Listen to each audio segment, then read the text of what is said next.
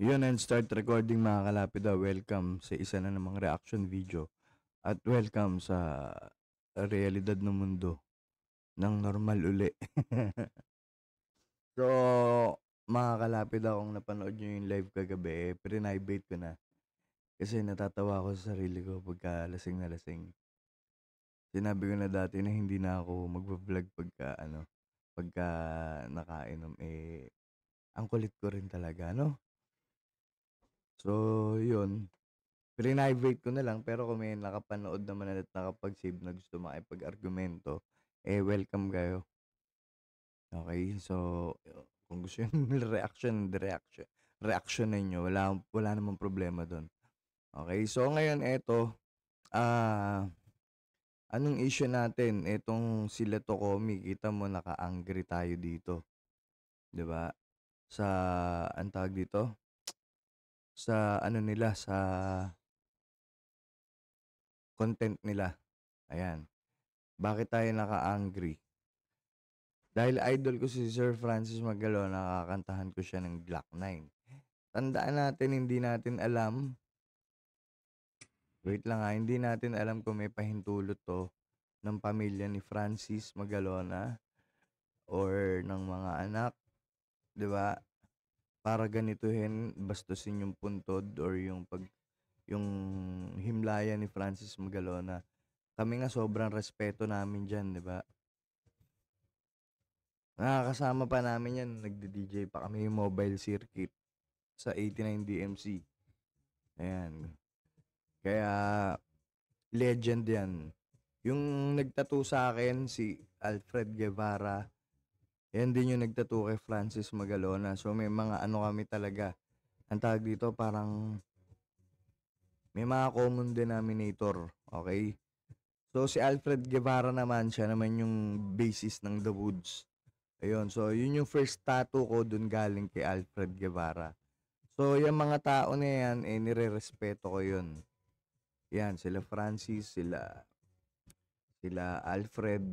ah Siya rin po ang founder ng Philtag. Yan, si Alfred Guevara. Ayan, sa mga hindi nakakaalam, sa mga nagtatato. Kasi ngayon, feeling ng mga may mga tattoo ngayon, masyadong cool na sila, no? Hindi nila alam yung dati pa, matagal na po yan. Ang mga OG ng mga nagtatato, yun, sila Alfred Guevara po. Tapos yun, namatay na. Yung nag-aano na sa dutduta, nakalimutan ko na yung pangalan yun. Yung semi-mohawk, yung buhok. Yan, di ba? So ngayon, tama ba yung ginagawa nito? Pakinggan lang natin ng konti, Huwag kang mamahalang, may nagbabantay sa dilim. Nakaabang sa sulok at may hawak na patalim. Tama ba yan?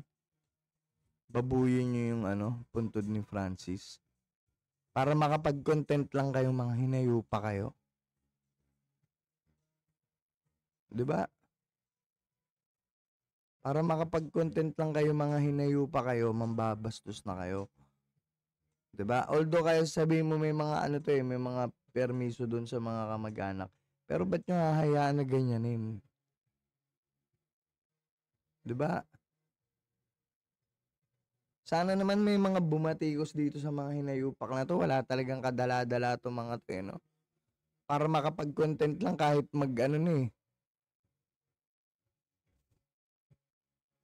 Tapos putang ina, tignan nyo pa yung mga ang tawag sa kanya sa comment, kinapos ng hangin, idol to Komi. Idol niyan. Mga ganito iniidolo nyo. Tanginang yan.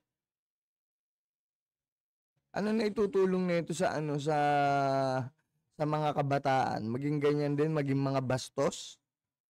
Maging labastangan sa mga namatay na? Tangina, tignan mo pa yung mukha na itong isa, oh. Ginagago pa niya yung mukha niya, oh. 'Di ba? Kayo, sa tingin nyo, ito bang video na to may consent na family ni Francis Magalona? Bakit pinapayagan to ng ganito? 'Di ba? Tapos ang dami pang natatawa. Ilang comments, oh. 10K comments. Hindi to nakakatawa, bastos to. Dapat ito masampulan uli no? Hindi araw-araw Pasko, tandaan nyo. Hindi araw-araw yung content nyo masaya. May makakatapat din kayo para bumagsak kayo. Yung mga channel nyo. So yun lang mga kalapid. Kung may alam kayo dito kung totoo kaya na may permiso to, bakit pinapayagan, 'di ba? Paki-comment sa ilalim. So yun lang muna mga kalapid. Paki-subscribe, hit nyo yung like, tsaka ayun, comment kayo. And stop recording muna mga kalapid.